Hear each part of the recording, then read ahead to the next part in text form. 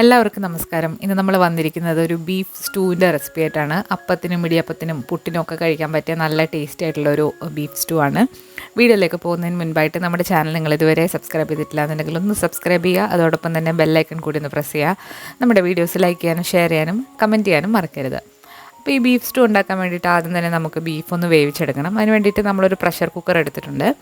ഈ പ്രഷർ കുക്കറിലേക്ക് നമ്മൾ കഴുകി വൃത്തിയാക്കി വെച്ചിരിക്കുന്ന 1/2 കിലോ ബീഫാണ് ചേർക്കുന്നത്. നമ്മളിതിലേക്ക് ഇനി കുറച്ച് മഞ്ഞൾപ്പൊടി, ഒരു 1/4 ടീസ്പൂൺ മഞ്ഞൾപ്പൊടിയും എരിവിന് ആവശ്യമായിട്ടുള്ള കുരുമുളക് പൊടിയും ആവശ്യത്തിനുള്ള ഉപ്പും കൂടെ ചേർത്തിട്ട് നമുക്കിത് നന്നായിട്ടൊന്ന് വേവിച്ചെടുക്കണം. 1/2 ടീസ്പൂൺ ഫ്രഷായിട്ട് നമ്മൾ പൊടിച്ചെടുത്ത കുരുമുളകാണ് ചേർത്തിരിക്കുന്നത്. ഇതിലേക്ക് വേണമെന്നുണ്ടെങ്കിൽ നിങ്ങൾക്ക് ചെറിയ ഉള്ളിയൊക്കെ ചേർത്തിട്ട് വേവിക്കാവുന്നതാണ്. പക്ഷെ നമ്മളിപ്പം ഈ 3 സാധനങ്ങളിട്ടാണ് ഇത് വേവിച്ചെടുക്കാൻ പോകുന്നത്.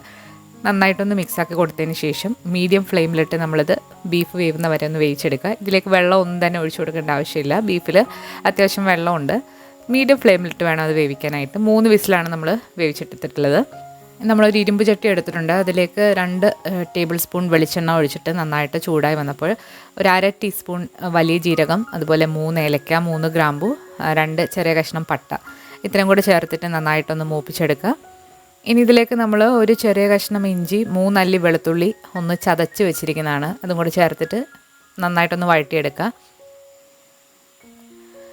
ഇഞ്ചി വെളുത്തുള്ളി പച്ചമുളകൊക്കെ ഒന്ന് മാറി വന്നു കഴിഞ്ഞാൽ നമ്മളിതിലേക്ക് ഒരു വലിയ സവാള നീളത്തിലരിഞ്ഞത്, ഒരു 4-5 പച്ചമുളക് എടുത്തിട്ടുണ്ട്, എരിവുള്ളതാണ്, പിന്നെ കുറച്ച് കറിവേപ്പില, ഇതെല്ലാം കൂടി ചേർത്തിട്ട് നന്നായിട്ടൊന്ന് വഴറ്റിയെടുക്കണം.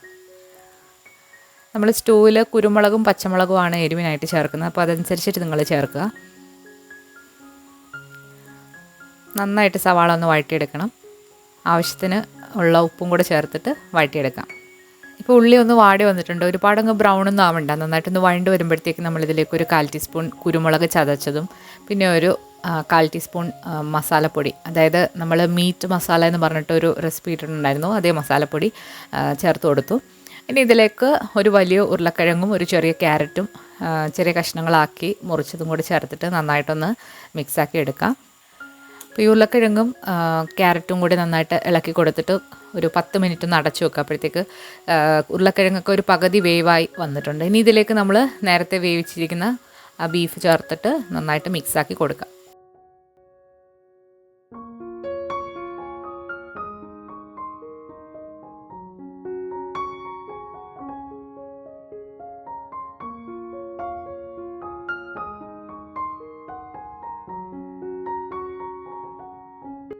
ഇനി നമ്മളിതിലേക്ക് ഒരു 1.5 കപ്പ് കട്ടി കുറഞ്ഞ തേങ്ങാപ്പാലാണ് ചേർത്തിരിക്കുന്നത്.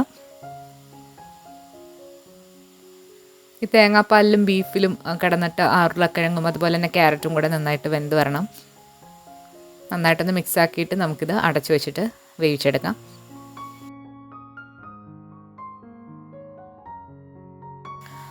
ആവശ്യത്തിനുള്ള ഉപ്പും കൂടെ ചേർത്ത് കൊടുക്കുന്നുണ്ട്. അടച്ചു വെച്ച് നമുക്കൊരു 20 മിനിറ്റോളം ചെറുതീയിലിട്ട് നന്നായിട്ട് വേവിച്ചെടുക്കാം.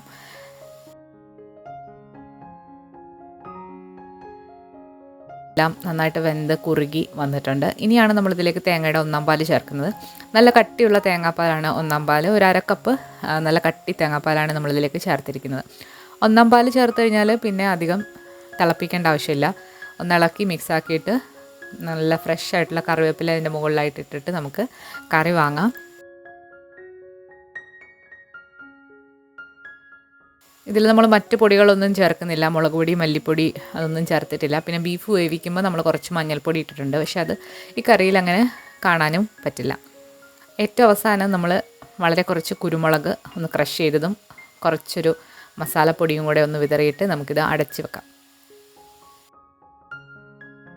വളരെ ടേസ്റ്റി ആയിട്ടുള്ള ഒരു ബീഫ് സ്റ്റൂ ആണ് നമ്മളിന്ന് കണ്ടത്. ഈ ബീഫ് സ്റ്റൂ അപ്പത്തിനും ഇടിയപ്പത്തിനും പുട്ടിനുമൊക്കെ നല്ല കോമ്പിനേഷനാണ്. അപ്പോൾ നമ്മൾ അപ്പത്തിൻ്റെ കൂടെയാണ് ഇത് സെർവ് ചെയ്തിട്ടുള്ളത്. നല്ല സോഫ്റ്റ് ആയിട്ടുള്ള പാലപ്പത്തിൻ്റെ റെസിപ്പി നമ്മൾ കഴിഞ്ഞ ദിവസം അപ്ലോഡ് ചെയ്തിട്ടുണ്ടായിരുന്നു. കണ്ടു നോക്കിയിട്ടില്ലാത്തവർ കണ്ടു നോക്കണം.